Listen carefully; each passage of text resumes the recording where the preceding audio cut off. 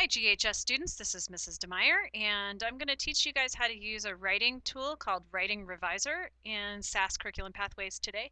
And this is a great place to get help with your writing, but SAS has all kinds of other really great tools in it as well. But today we're going to focus on the Writing Reviser.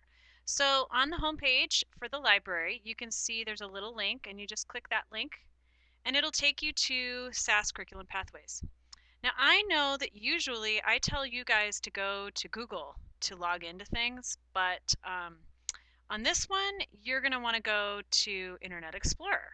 I know, just when you think that Google's the only answer, Internet Explorer opens this, for whatever reason, a little bit more seamlessly here at school. And you can use either one at home, but for while you're at school, it's oftentimes better to use Internet Explorer. So you're going to sign in to the username, and it's GHS Demons, and you'll type it in right up here. There's no password, and then you click Login.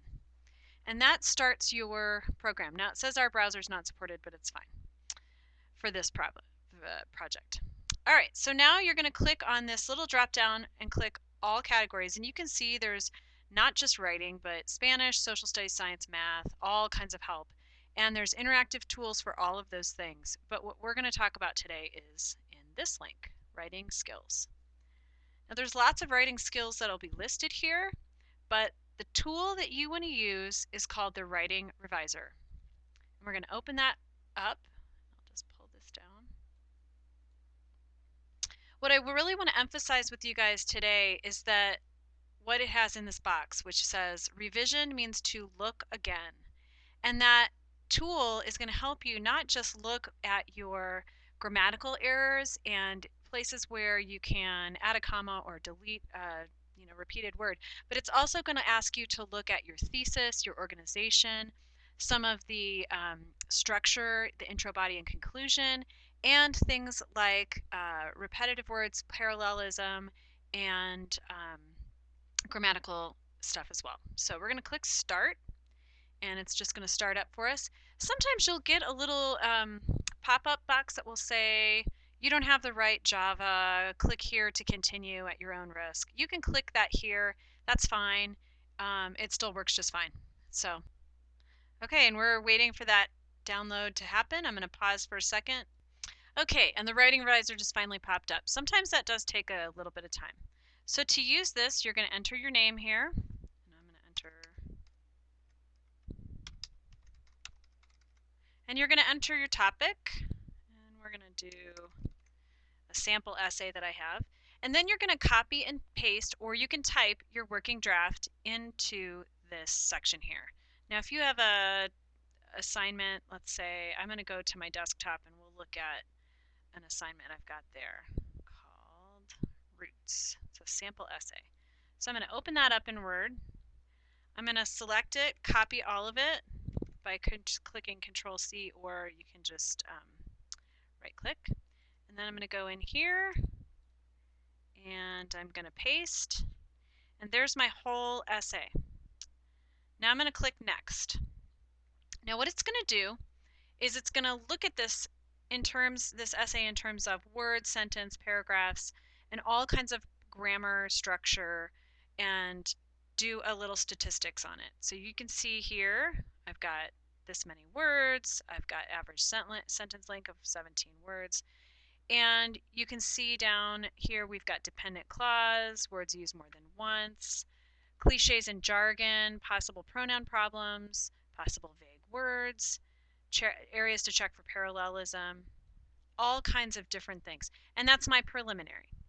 Now I'm going to click out of that, and now I can go into this and start revising. So the way I'm going to revise is to go to the big picture. And I click on that arrow, or the plus to arrow down, and it says reconsider your purpose and audience to help your writing. So I'm going to click in here. I'm going to click in and list my purpose here. So I've said my purpose is to analyze the issue of resistance versus acceptance in Roots.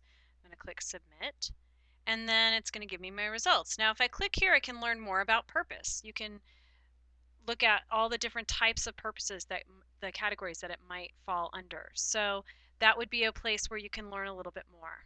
I'm going to X out of there. Now I'm going to look at audience. everything you write should be directed to your audience, who they are, what they know, and how much you should tell them. So I'm looking to analyze this and address my paper to readers, and I need to spell it correctly. Readers of Roots. I'm going to click Submit. Have I kept my audience in mind? Are there better ways to communicate with this audience? So I'm going to click Audience and find out a little bit more about how to appropriately address my audience by looking at that. All right, so we're going to X out of that as well, and then we're going to click on Thesis. Now your thesis statement should identify your topic, analyze it. So I'm going to highlight the thesis statement in my draft. All right, so then I click Submit. And it gives me a little pop-up box of Kunta Kinte and his family learned that there is a time to fight and a time to accept things as they are. All right, so does it identify our topic? It asks us to go through and carefully look at this particular thesis, and does it identify our topic? Does it meet some of these requirements, and that way we can go back and revise our thesis statement or revise our paper to address that thesis statement more clearly. Now we go into development, and you can see there's intro, body, and conclusion. These are similar in that you're going to, as you go through, look at introduction. So I'm going to highlight the introduction and click Submit, and it's going to ask me some specific things. Have you stated your purpose? Have you kept your audience in mind? And you can learn on how to evaluate your introduction. So as you go through this checklist, you can see there's lots of different ways to help you to revise. So that's the big picture. And you're looking at your focus, that's purpose, audience, thesis, development, intro, body, conclusion, that's your structure of your essay, and then your organization. And then you look at the closer look and you can click on economy, and this is where it gets really exciting for me as a grammar and English teacher. You can click on wordiness and say, okay, well, find wordiness. So it's going to highlight areas that are wordy. So here's a spot here, there's another one, possibly down low. I guess there's not that much wordiness in here. It's going to ask to highlight prepositional phrases. And it says we've got many. So let's go and look through some. So by escaping is a prepositional phrase. When you look at voice, passive voice is something that you want to be on the lookout for. So we're going to click on what could we do to find passive voice. And here's 2 or 3 really great examples. So what I'm going to do is highlight a spot where I can see, for example, the Reynolds plantation slaves who had followed the rules were promised and would never be sold. Well, that's too passive. That's a pretty passive sentence. So I'm going to edit right here. I'll highlight and rewrite that so that it's more active in voice. So here I could say, for example, the Reynolds plantation owners promised slaves who followed the rules, and we'll delete all that, promised to keep slaves who followed the rules together. And maybe we'd do slave families who followed the rules together. So now we can click Find Passive Voice and see if it flags that again. So see, I've eliminated passive voice from that sentence. All right, so then when you continue on, you can look at clauses, you can look at different variety, you can look at words that you repeat often, and you'll say find repeated words. It will go and say, okay, freedom is repeated quite often.